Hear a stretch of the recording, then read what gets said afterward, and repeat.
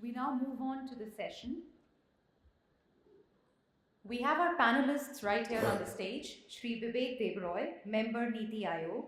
Shri Uday Kotak, Executive Vice Chairman and MD Kotak Mahindra Bank. Shri Neel Ratan, Global Digital Government Network Leader, PwC Global. The session would be moderated by Dr. Anil Menon, Global President, Smart Plus Connected Communities, Cisco. So over to you, Dr. Menon. Thank you. So, how many of you are good at math? She said there are three others that me. How many do you count? Can you guess who's not here? Mr. Koder is not here. He was supposed to be here but couldn't make it. So on his behalf, I want to say extensive apologies. But I think this is great because we've got two very good panel members here, guests and experts in different areas, but all related to this area of smart city. What I'm going to do, my name is Anil Menon. I run smart cities, smart states, smart countries, whatever you want to call that, globally for Cisco. It was part of a initiative that we started here in India, and what today we would call Internet of Things. In 2008, a former chairman and CEO, John Chambers, that many of you have read and heard about, decided that for Cisco to grow, it has to become relevant in emerging markets. And we chose to put our second headquarters, our globalization headquarters, in India, and said, think of new things that are going to be important for the future and areas that are going to be critical that we need to start changing to, because we're not going to be thinking about new things necessarily if you sit in San Jose. One of the things that came out of being in India, working with the government sector, the bureaucrats, working with the business sector, working with the universities, was the entire space of how technology is going to enable inclusive growth, and what does that all mean. So we started a business which is now moved to center of Cisco. So first thing I want to say is Jaipur and Rajasthan was one of the important cities and states that we've worked with in India, but we've also worked across. So what I'm very excited about is the fact that we're here at the Smart City Expo, and I have Professor Bibek Debroy here, and we're going to talk to him in just a little bit. I'll introduce him first, and then of course Neel Ratan from PwC. But I do want to say one more thing about the Smart City India. I have a soft spot for Smart City Expo. I've been involved with them for almost 10, 11 years. They started 12 years ago, and I remember giving a keynote speech when people were not talking about Smart City 10 years, 11 years ago. And I remember the keynote speech, and I don't know whether the people from FIRA were here then. There were 40 or 50 people in the keynote speech. And today, or last year, there was 18,000 people at the Smart City Barcelona. And this Smart City Expo Jaipur is the first big thing outside of Barcelona. Again, the same mindset that in Barcelona is much more about developed cities, developed markets, developed countries. But when you come to India, you will be talking about things that you probably wouldn't be talking as much if you're there. So I'm very excited that we are all here, and hopefully this is a great start for Smart City Expo in India, but also for many of you. So with that, I want to say first also thank you, Professor Debroy, for joining us. Many of you, I don't think we need to do a big introduction of Professor Bibek Debroy, who is a permanent member of Niti Aayog. He's also the chairman of the Prime Minister's Economic Council, Advisory Council. He's a professor, philosopher. He's written books on Mahabharata and Bhagavad Gita, and very expansive, with a degree from Cambridge University. And I am going to turn to him in just a little bit to talk a little bit about smart city evolution in India, and especially what is the priority placed at the evolution as he sees it, as Niti Aayog sees it, and we'll discuss some of the points that the Vice President spoke earlier today. So I'm going to come back to that in a minute. Before that, I want to introduce Neel Ratan. And Neel was telling me that he has been with PwC for 30 plus years. So my presumption is he started when he was in third grade, working simultaneously at PwC. And he does say no, it was the second grade. So welcome, Neel. But it's interesting that Neel is the public sector leader for PwC in India, but also the global leader for digital government. So you've been in this space, thinking about the space, working in this space. So both of you will probably approach the same question from similar but different lenses. So it'll be a very interesting dialogue more than a Q&A. And I'm just here to keep the dialogue moving. So with that, Professor Debroy, the question that I wanted to ask you is, if you can just tell the team and the participant here, what are the top discussion points at Niti Aayog on the Economic Council as it deals with digitization of India and the role that's the so-called term smart city is playing, because it's more than just a city, it's all the rural and all the other associated neighborhoods and regions that are critical, especially in a country like India. So I'm just going to let you speak from your vantage point, from the Aayog vantage point, picking up on the themes that you heard this morning from the Vice President, and then we'll go into each of those in a little bit more detail, especially in your areas of expertise around economics and economic development. Thank you, Mr. Chairman, and good afternoon to everyone. The most important part was left out in that very, very kind introduction, which is that I have a close affinity and empathy for the state of Rajasthan. Having in the past been a member of the Expenditure Reforms Commission and in the more recent past been a member of the Advisory Council to the Chief Minister. So it's always wonderful to be back in Rajasthan and in Jaipur in particular. So let me thank the state government in particular for having invited me. The way I look at it, you look at your question, Mr. Chairman, it's in two parts. One part is about the smart city mission, and the second part is about the role of data, the digital revolution. I'm not going to duck the questions, but initially I want to focus on the smart city part, and then maybe we can come back to that when you brought me next. I want to pick up from where the Honorable Vice President left off. And I want to remind all of us about the preamble to the Indian Constitution. The preamble to the Indian Constitution says, "We the people."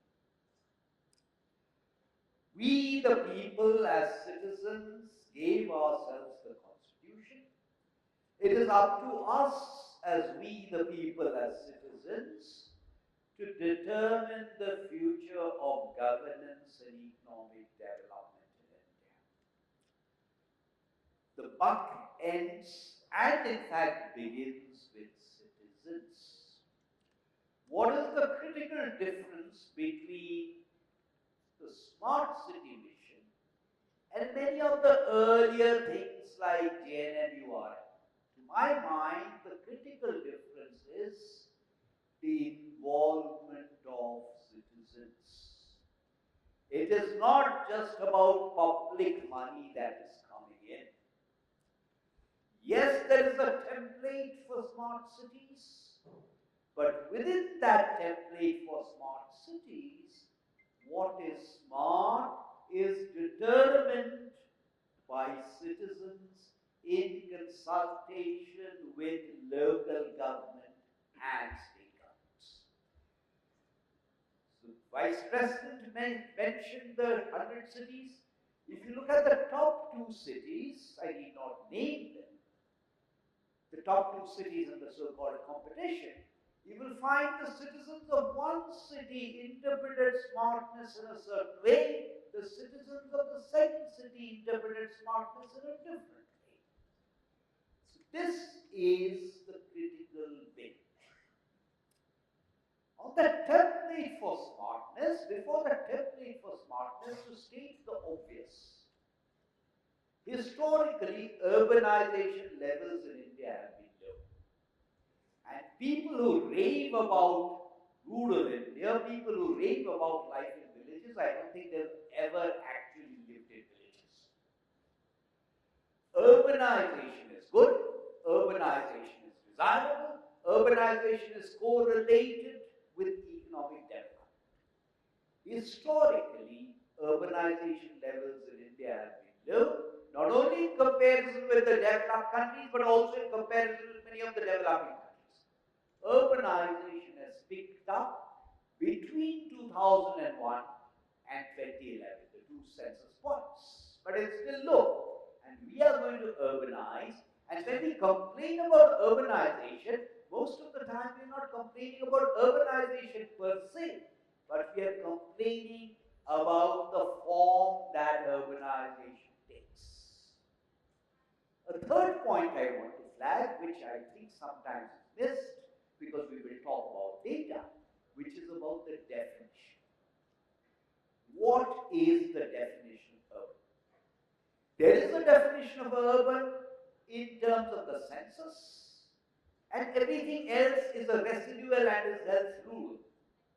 I do not know how many of you know that in Delhi, which is where I live, there are about 235 villages within Delhi, defined in terms of the census. So we need to look at the definition of urban as per the census, because I don't think it makes too much of sense. And going back to that urbanization between 2001 and 2011, you will find that almost 50% of that growth in urbanization happened in what are called census towns. From the governance point of view, these are ones that have transcended the panchayat, but have not yet become municipalities because of time lapse. And the chaotic urbanization that were witnesses around the periphery are often in these particular areas. So linked to that definition is a governance issue. Who's responsible for governance there? And this is doubly important because, again, to state the obvious, greenfield urban cities are going to be rare in India. It's not that they're going to be non-existent, but they're going to be rare. And therefore, the challenge is to bring in an element of smartness, either in terms of enclaves or in terms of certain sectors within brownfield urbanization. Two more quick points and then I shall stop. One is we also need to think about urban municipal leaders. We cannot have a system where so-and-so is in X department today, tomorrow is put into Y department. Doesn't work. So I think as a country we need to seriously think about an urban cadre that is specifically for urban areas, because you need capacity. You need capacity, you need budgetary capacity, you need accounting capacity, you need all of that. And finally, we need to reconcile the decision-making authorities between the administrative side on one side and the elected part of the other. And quite often the multiplicity happens because the two do not work in tandem. Now these are the things I think we need to resolve. These are governance issues, but unless we have solved the governance issues, IT is just a tool. It does not help to improve e-governance unless we've solved the basic problems of governance. Very good. I'm going to take this off because as some of you heard me just cough for a second. I have a bad throat, so I'm just going to put this away or I'll be disturbing everyone. Let me pick up on and just summarize a couple of points that you made, which I thought were very profound. I've been on this journey for almost 10 years, and it's amazing the evolution of our thinking about the space. So I want to pick up three things you brought up, and then we will tease it, and I'm going to come back to you, Neel, on those 3 points that Professor Debroy raised. The first one is, I think it's extraordinarily important, is the definition of smart, and where does smart begin? And on one hand, going back to the example I used before, 10 years ago, when you talk about smart cities, not too many people were talking about it. Today, you can talk about smart cities anywhere in the world. They are aware of it. They have different definitions for it. Different mayors will have different definitions of what this means. I'll come back to that. But one of the sad points is the fact that smart city equals digital, and digital equals technology. So unfortunately, too much of smart cities have been about sensors, data, smart lighting, smart parking, rather than the citizens. So I want to just pick up one, which is Barcelona, which is the Freelance Association, because I think it's an important insight to what Professor Debroy said, and I think that was what makes Barcelona do things different. I remember meeting the three mayors prior to the current mayor, almost 8 years ago, and when we met, and we were talking about smart cities, he said, what does smart mean? And I said, what does it mean to you, sir? And his answer was, will I have more people dancing on the streets of Barcelona? Tell me how your smart city is going to help me make more people dance on the streets of Barcelona. And I was expecting him to ask me about data and sensors and access points and privacy. He said, tell me how am I going to have more people dancing on the streets of Barcelona? And our answer was, if you don't have clean streets, if you don't have clean sidewalks, if you don't have lights in the evening that gives you a sense of security, if you don't have cars that are manageable, you won't feel like dancing. And that's what we try to do, is create an environment where people want to walk, people want to dance, people want to congregate, and lighting, garbage, smell, all those are places. Now that makes sense. So I explained that I'm going to go with my mother. How am I going to explain to an 83-year-old mother that? So she can vote on it. And that was the first thing I learned in Barcelona, is that the citizens decide what the city is going to be, what the soul of the city is, and we're going to go. So the one lesson for everyone here is, if you're not engaging the citizens from the start, you are not going to create a city that's going to be smart, because you're not creating a community that is engaged in smart exercise. The second thing that you brought up, which I want to make sure everybody appreciates, is the governance issue and the definition of urbanization. Too often urbanization has been defined in geographical terms and density terms. And what we heard from the professor here is that it is about access to urban services. The reason why 10,000 people are leaving per hour a village going to an urban area is for lack of urban services, lack of healthcare, education, jobs, culture, entertainment. And if we can think about how we bring it there, we redefine the definition of a village and definition of our urban cities. And that requires educational changes and governance changes. We'll come back to that second.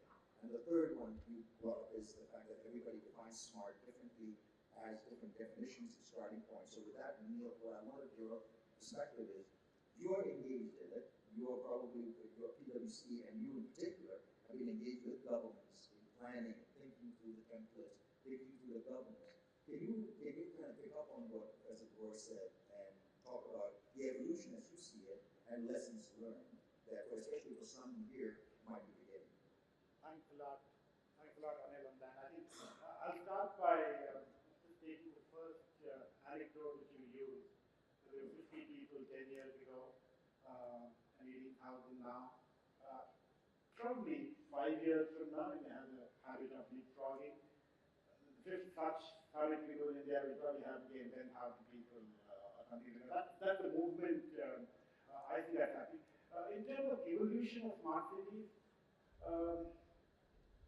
I'm going to take a couple of anecdotes on that and try and explain that. A few years ago, globally, at PwC, we used to do a lot of work around city governance, improvement, and we would meet up in global meetings and say that we should talk about city reform in India. And the question I would ask myself is, who do I go to and talk in India? The chief ministers are busy managing states. The municipalities are managing a very small aspect, the services that they do, but they are not looking at overall city governance in that sense. I think so. In my view, one of the biggest transformations which the Smart City program has done is the recognition that the citizens of a city need to be responded to in an integrated way. So I think that's a fundamental change which is happening, which should help us in some way to solve for the citizens in an integrated way. Because all said and done, there are multiple agencies in the government who impact the life of a city resident. How do they all coordinate that? I think that's one big thing. One of the big reasons I believe that's happened is, pardon me for saying that, for the first time at least I've seen cities coming on the political agenda for the country. It was, if I may use a kind of, yes, we've had JLR programs, but never before was it taken as a core policy initiative. It was kind of like, it was almost a taboo in some sense, you would talk about rural, you should talk about only the marginalized. You cannot talk about city because it was believed to be kind of India and not Bharat. And I see that as a huge movement. I think the third point I want to put on that is, I think the third thing which I've seen the whole smart city program as a reform and major change bring about is the way it is bringing together the youth, the innovation, the startups. There are probably tens of thousands of startups who are now coming, engaging, trying to solve cities' problems. It's my problem. Again, the first time ever, it's given the ability for a resident, a young entrepreneur in a city to find a way to solve for problems what he feels and potentially make money out of it. So those would be my three biggest takes in terms of what the program has done. I'm going to pick up on your point about making money because that's one of the points that we want to discuss, economic development. But I want to go back again to the two things both of you have spoken about governance. So I mentioned there are 10,000 people leaving a rural area worldwide per hour going into an urban area. 10,000 per hour, which means to keep up with urbanization, you have to build the city of London every month for the next 86 years just to catch up, just to stay in track. This is a huge governance issue. And it's not just a construction issue, it's a governance issue. How do you put constructs, especially, and the second point you said, President Debroy, where I want to pick up, which is that in India in particular, we have young people, 60% of Indians under the age of 27. They're not going to wait for 3 years, 4 years, and say, I'll just grow older later, while you build the city, build the government. From an economic point of view, from your advisory role, from the stuff that you do, what do you think are the areas that we need to spend more time? You did mention governance. Maybe you can spend a little bit more saying, what does that mean in the context of India, that companies like Cisco and others who are here, PwC, how do we do a better job of partnering with the public sector, with the civic sector? How do the bureaucrats do a better job of partnering with the civic society to make this governance a little bit more transparent and urgent? Is that a discussion at the Niti Aayog with your Economic Advisory Council? Is this something that I'm sure you're giving it a lot of thought, because I've seen your videos, I've seen your YouTube, I've seen your articles. Maybe it would be good if you can share your 3 to 5 key top of mind thoughts on it. Let me again stick to the smart city kind of theme. The first obvious point again to make is that whenever we think about urbanization, unfortunately, we often tend to think of the metros. And we tend to think of cities that are 10 million plus, 15 million plus. That's not the way to go. The way to go is the smaller cities. And some of the larger governance problems are actually in the cities that are in the range of 1 million to perhaps 5 million now. The second point I want to make is, as citizens, we expect public goods and services, however they are defined, from the government. We can have a debate around this room about what are those public goods and services, what are the most important ones, what is the list of priorities. In our structure, we have a 3-tier governance structure. We have the union government, we have the state governments, and we have the local governments, panchayats, municipalities. Whatever be our list of those public goods and services, as citizens, ask yourself, how many of them are delivered by union government or state government? Not too many. This kind of stuff, yes. But otherwise, most of the public goods and services we want as citizens are delivered by local governments. particularly in the last several years, citizens in India have become much more demanding. You see that through civil society action, you see that through media, you see that through RTI, you see that through PIL.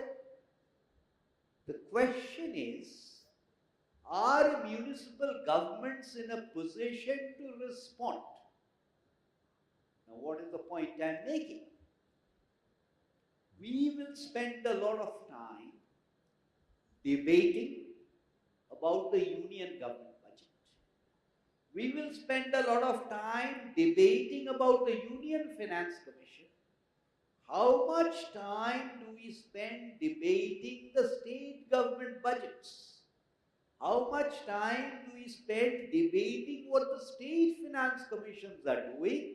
How much time do we spend as citizens on asking where are the financial resources available to the local governments to deliver the better public goods and services we as citizens want? In other words, I mentioned the demand by citizens, but the supply has to respond. In other words, the entire planning process, including the fiscal devolution part of it, has to build up local government upwards. And this is not just Delhi to states, it is within the states also. Question to ask. Let's think of the municipal government as an entity. The 100 crores is meant to be leveraged. The development of the city is not going to happen because of money that's coming from the union government or state governments. The citizens have to figure out a way of leveraging it. So is that municipal government a bankable proposition? So one of the first things we need to do is to link the finances of the municipal governments, which means revenue sources, which fundamentally means for most municipal governments, property taxes. Now, when property tax reform has happened, then generally, if a municipal bond is floated, it will be subscribed to. Otherwise, for the vast majority of municipalities, the bond will be regarded as a junk bond. No one is going to subscribe to that. On property taxes, the Honorable Vice President mentioned online the usage of IT in curbing bureaucracy and discretion. Absolutely true. But half the time you will find that we as citizens, when we go and lobby with the municipal government, it is not necessarily to get what is rightfully ours, but it is for the municipal government to bend the rules and abuse the discretion in our favor. Which is why the so-called master plans get violated continuously. In this particular gathering, therefore, we should honestly ask, do we really want that better governance? Because if we want that better governance, then we should be prepared for that transparency, not just on the part of the government, but on the part of us as citizens also. We should want those transparent rules for building regulations and this, that and the other. And I'm not sure, as collective entities, as citizens, we do. All of that IT can, in principle, improve three kinds of relationships. The G to G, something we often forget, which is within government. The second one is G to B, government to business. And the third one is G to C, citizens. But for every bribe that is taken, there is a bribe giver. So, one, finances, and second, transparency desired on the part of business and citizens also, failing which governance is not going to happen. You raise a very important point on transparency and also the issue of transparency at all levels that drives. So I'm going to pick that up because transparency means, do you see it? Is it clear? Is it available? So data and open data becomes a big issue. And what I wanted you to talk about, Neel, is this issue about open data that can improve transparencies at all levels. And your thinking on it, especially given the Supreme Court decision today on Aadhaar, if you can just expand on that and also give your notion about what is needed for open data platforms. And by the way, I'll come back to open data platform because the point you're making, Professor Debroy, is true. In EU, there are over 8,000 or 9,000 open data platforms at the city level now, or efforts, whether it's Copenhagen or whether it's Hamburg or whether it's Barcelona and the others doing it. Yet, very little of it is being used because there are no common standards. It's hard to collect the data. It's hard to use and have access to the data. We'll come back to that in a minute, but I wanted you to talk a little bit about data platforms and how can that help with the transparency, and especially how does Aadhaar or any of the other platforms that we have here help? Okay, thanks a lot. I think that's one of the things that smart city is helping us do is to start to gather a lot of data. Now, how can this data be used for multiple things? I think if you just say, first thing we spoke about was transparency, improved governance.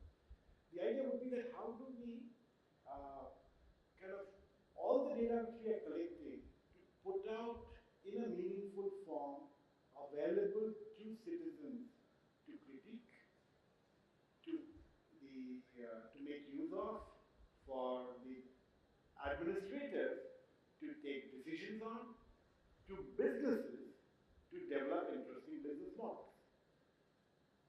Now, what's the best way forward for a country like India, where I think historically there was no organized way of data at city end.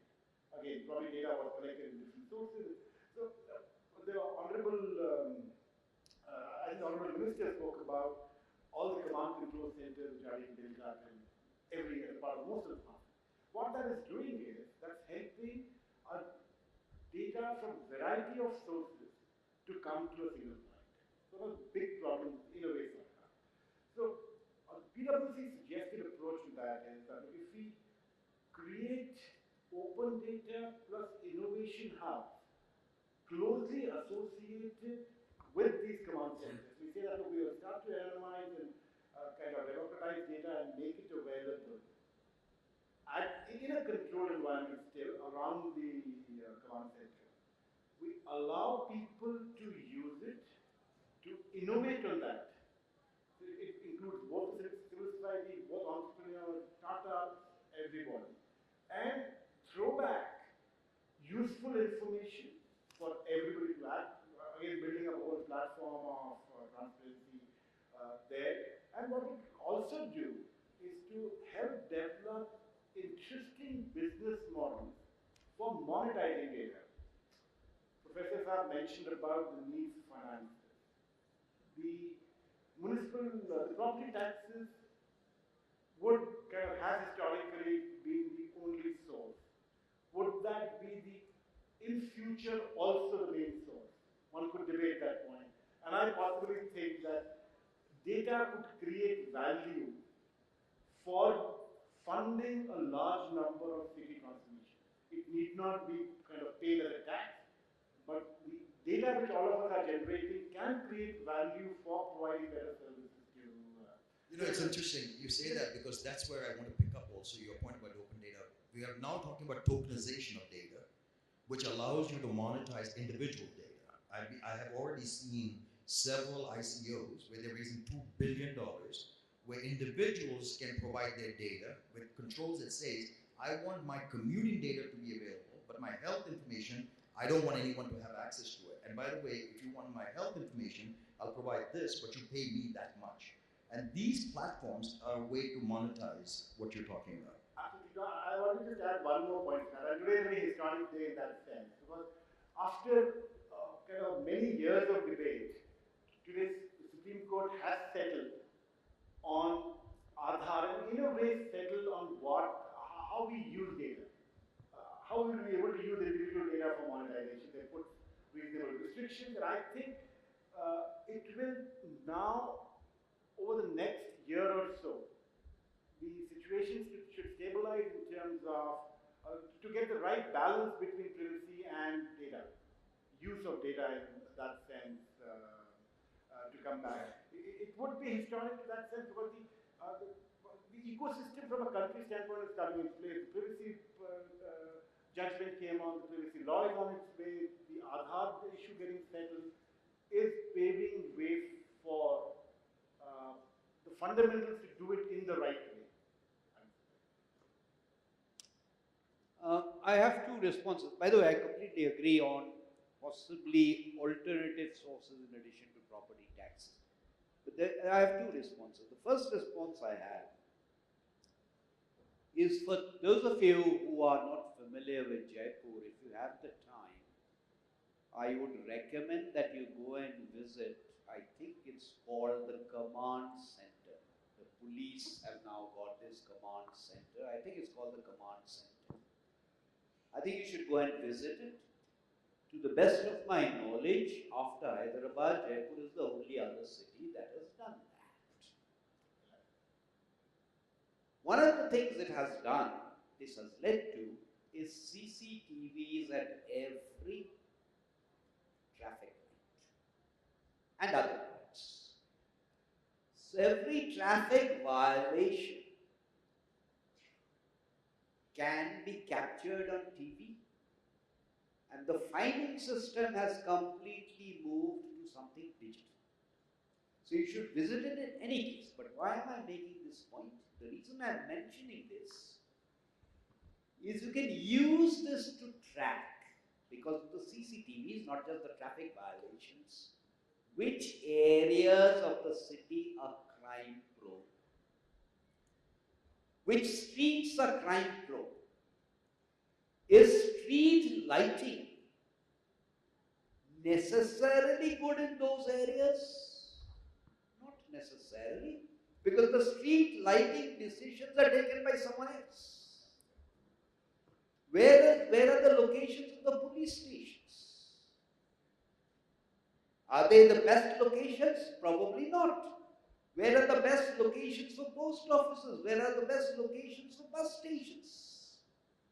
Historically, and to a certain extent even now, government departments function in silos.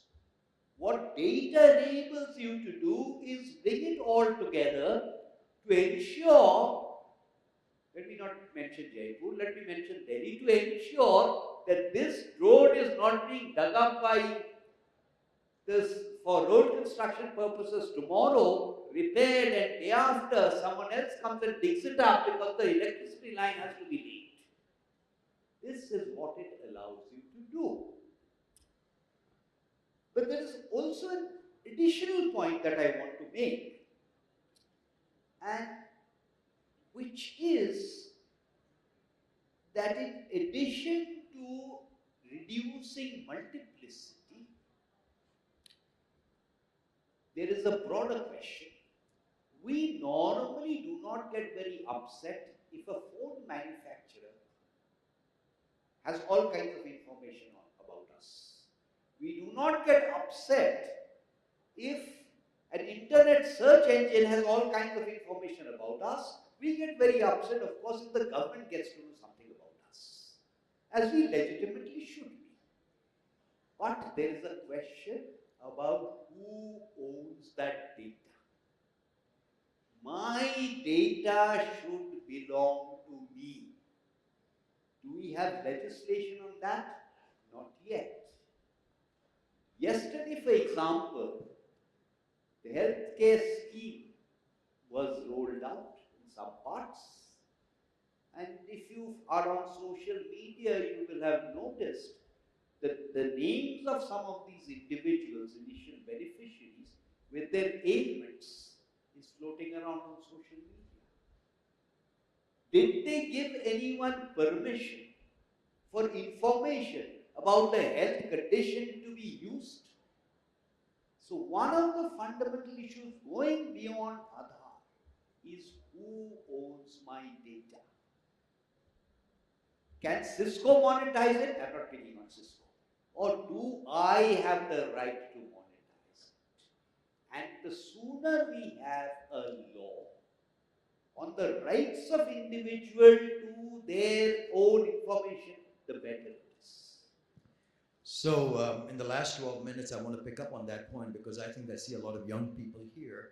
And I think these 2 points, governance, data, who owns the data, how does it get used, is going to be fundamentally one of the big issues going forward on the Internet of Things and digitization. I want to bring up one more point, which is this requires new ways of thinking about it. And what is exciting is that this fall, MIT has offered the first degree on urban science.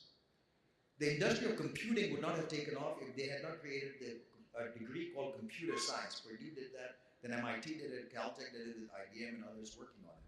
For the first time, urban science has become a major, and that is going to combine data, artificial intelligence, plus public policy, architecture, and engineering. So it's engineering school and the others. University of Toronto has taken 11 departments, to your point that it's all in silos. They've combined 11 departments to create a school of cities. New York University has created an entire center. They're going to put $35 million in to focus on livable cities.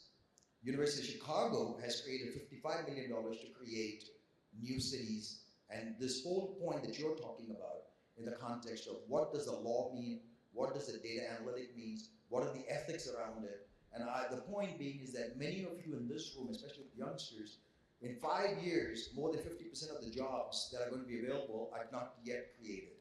That's by, whether it's McKinsey, whether it's PwC, any estimates you see out there, more than 50% of the jobs in the next 5 years have not yet been defined, have not yet been designed. Which means many of those jobs are already being built, we've just not given it a name. And that is the same thing that's happened with urban science. We still have a long way to go in urban science. I want to pick up 2 or 3 things because you're seeing that in India and the new business models emerging on data.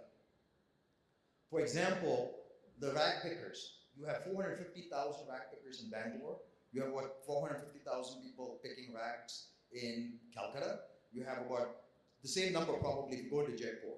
The life expectancy of a rag picker in India is 39 years. And 40% of the babies born to a rag picker in India dies at childbirth. And the data is not there. But with Aadhaar, now what is happening is that the middleman is becoming pushed aside and they're getting new ways of monetizing through a platform. And we're doing that with NWAs and some other NGOs in Bangalore. And there are many startups coming up. The exciting thing is that these questions are going to be answered by some of the young people here with startups that are going to ask a different question. The problem is many of us are going to address this with data by asking the same question and trying to force-fed it into an existing model that doesn't work because we're siloed. Well, the point you raised, which is if I look at the lights, and by the way, IBM did this, and they found that in a street, when the 3rd light gets broken, the crime starts shooting up. So you can have 1 or 2 street lights that goes up, but the 3rd one, the statistical responses comes in. You're a statistician, I'm a statistician. We also know this, that there are lies, there are damn lies, and then there's statistics. I can take the data and make it seem whatever it is, but unless you have a nice theory behind it, a nice structure, and we have to rethink it. I'll give one more example in Jakarta because I think that can apply here. Garbage is such a big issue in India as it is in Jakarta. And the budget for garbage picking was very low. By the way, the poor people don't have access to vaccination for their children. So they combined the 2 budgets and they said, you pick up the garbage, you bring it up to these centers of location for garbage, we give you points, those points go to the hospitals that are set up in the hospitals to get vaccinations. You've combined 2 budgets, you've changed the dynamics, you've created a new model because you took 2 data sources and you combined them. The insights are going to come from a horizontal view, and I think that is what Professor Debroy was saying, is that if you go looking for an answer in the same traditional silos, we're going to be like the pilot who's saying, I'm lost but making great time. It is the insight that's going to come from the convergence of multiple functions, multiple disciplines that have never talked to each other before. And I think this is where I think the future will be, is the horizontal view and Aadhaar and all the other initiatives. And I happen to think that it'll be places like India and Malaysia and Indonesia and Mexico that's going to come up with the next generation of urban services and next economic development. And hopefully these meetings, these sessions, the solutions that you see out there will inspire many of you to go say, I'm going to look at this problem differently. Can I address the same question differently? And data and platforms and laws and regulations are critical, but I think and that is where Niti Aayog, and I know Amitabh Kant and all the others who are involved over there, they are the most innovative, non-linear thinkers, and that is what is interesting and exciting is, if you push back and if you ask the right questions and you ask for help, I have a feeling that you can create an entire new urban services industry here in Jaipur, in Rajasthan, or in India, not only for Jaipur, where you treat the city as a living lab, take the data, create new solutions, deploy it in the cities, and then export it from here to other countries, other cities outside of America, outside of India. So with that, I want to say thank you because we have 7 more minutes. I want to say thank you to both of you, and I want to give you the last few minutes to kind of summarize any question that I did not ask. You please bring it up. I'll let you finish it in the full round, especially if you have any perspective that from a government point of view. But Neel, any thoughts on, from a PwC point of view, from your point of view, as to how you're looking at smart cities, and what would you say to everybody here? What would you expect next year and the year outside as you come back? I think I was thinking, as you were speaking and earlier today as well, as to what one big outcome we could get out of this meeting. I think looking at all the aspects we said, if we are able to say create what I just termed as smart gem, let me see what I mean by smart. It would be a kind of a global e-marketplace for smart city solutions. So looking at all the innovation which is happening in India, India now is kind of established as an IT, nobody questions India and IT anywhere in the world. So how do we extend that logic further to say that we create a platform which is a global platform for all the good things which are happening in India and can happen in India are kind of made available across the world. We use our frugal engineering. We do it very well. How can we kind of lead the way there? That would be a great outcome from this meeting. Just wanted to add one more point, sir, for you. I think today we now have 11 more command centers in 11 cities. So the point that you mentioned about Jaipur, I think it's happened. Jaipur started more from the police side. The other cities are trying to bring civic administration and police together. So it's even adding further, we had the privilege of working on 9 of them. So it really is kind of creating the enabling platform for us to do all the good things we're talking about. You know, the individual JDA commissioner who did the Smart City Center, one of the more innovative, forward-looking, by the way, that's one of the things that has impressed me about the bureaucrats in Jaipur and in Rajasthan, has been the fact that they've been pushing the boundaries and asking, can we do something different? He just came to me and said, why don't you ask questions of the people? We've got 5 more minutes. So if anybody has a question, I'm going to yes, please. If you can shout out, I'll take the question. Otherwise, somebody will come give you a mic. Is there somebody with a mic that can pass it on there very quickly?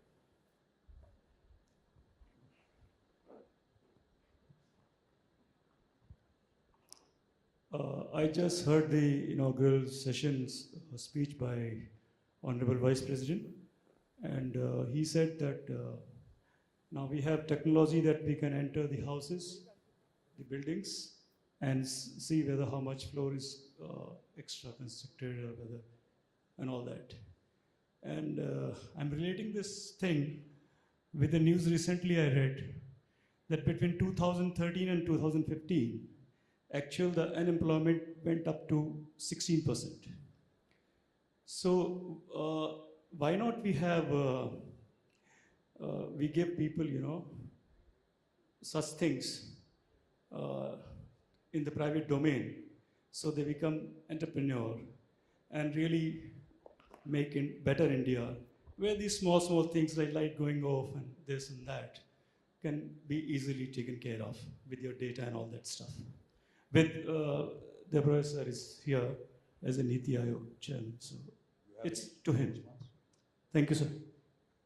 Well, that sounded more like a comment rather than a question. It was disguised as a question, but it was more a comment.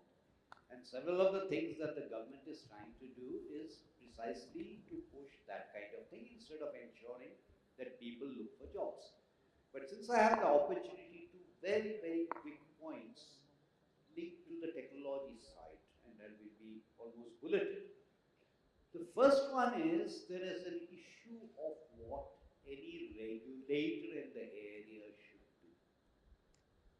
The reason I'm flagging this is any regulation has to assume something about future technology about which you have imperfect knowledge.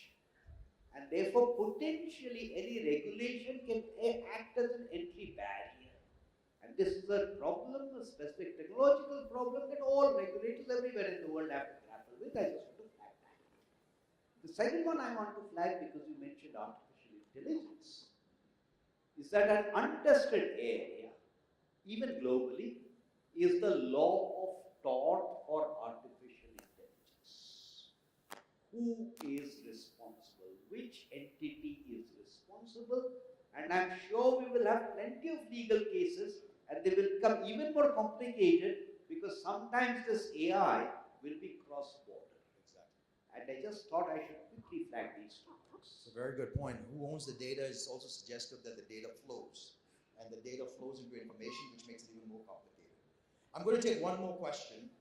If there's some question in the back, will somebody get the mic to that individual, young person at the back over there? They're all young over there, so they're all raising their hands.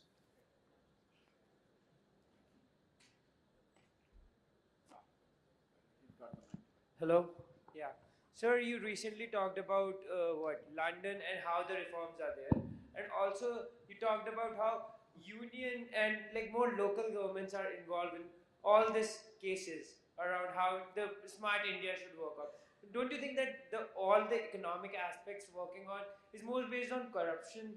And because when we were in London, some incident was there and someone had some problem, then they can easily reach the local health center and ask for their details and make it more transparent as such. But here, if we even have local centers, they won't perform on their own levels. So that's basically because of corruption or basically because people here don't want to do their own jobs. I think this is one of the other comments. It sounded like a comment, so I will turn it around and ask, are you doing your job? So it is not about what I think, it is about what you think as a future citizen of this country. So actually, I'm an architect. So now we've just got 1 second left. Okay. So you think about it. Okay, thanks, sir. Well, actually, the time is up. I do want to say something on this data point, that we are in the third wave of the digital economy. The first wave created a global IT industry which put India on the map. When I left India 36 years ago, I never ever thought that people would be moving the most important workloads back to India, to whether it's a GM or whether it's a Pfizer or whether it's a BMW. So the first wave was 1.2 trillion, ladies and gentlemen. That first wave, that global industry that Cisco and IBM is playing in, is 1.2 trillion. The second wave was the globalizing of engineering services. That again created the Wipros of the world. It's a $1.3 trillion industry. But the third wave, which is what we are all participating in, if you are, is going to be larger than the first two combined. It's a globalizing of urban services. If you sensorize parking systems, if you sensorize water systems, if you sensorize lighting systems, there is no reason that those lights have to be managed, operated within the city limits. It can be done elsewhere. The next wave is $4 to $5 trillion, and that is a new industry called urban sciences. So what I will leave you all with is the questions of governance and data are very critical, but think at a level of how do we create the next industry of urban services and then manage the streets, the traffic, the water systems of Barcelona or Madrid, maybe in other parts of Spain, but maybe also out of Rajasthan. And there are lessons that we could learn from the first two waves. And I think we are going to redo the entire industry as we speak, which changes the role of government and the role of bureaucracy. So I think this is one of the more exciting things that will happen over the next 15 years, I think. And all of us are in the beginning of the journey. So thank you all for being here. and for being patient with us while we started. Sir, I have got mic, so I have the last question to ask. Sir, I work in local government here, municipality. We would like to make our city garbage free. We have been transporting the garbage. Is there any best practice there, sir, in anywhere in the world where they have any system to not to come out any garbage from any home? What kind of best practices are available anywhere in the world which we can? Yeah, I think I'm going to, because we're literally over time, but if you go over to the section over there with the solutions, you will see 2 or 3 on garbage solutions, especially the ones in other parts of the world. But I would argue that many of those solutions are technology driven. I do think that we have to think about new forms, and that's why I use the Jakarta example of garbage and healthcare. Think about new forms, and I would encourage us in this room to say, can we do things differently in a country like India, in a city like Jaipur, and then create a new business out of it? So with that, 30 seconds, I think, it's your fault. considering that time is up, do read up on a concept called circular economy. And that's something which is happening in many parts of the world now. Do read about it, that does provide the answer to the question you asked. How is all garbage, all waste created within a city consumed by the city itself? If you go to the World Economic Forum website, there are 3 or 4 cases of a circular economy for garbage, but also blockchain that creates new businesses out of it. Can I add 30 seconds? Just 30 seconds on that. Yes, there are best practices from within India also. But again, to stress something that perhaps need not be mentioned, but I want to mention it.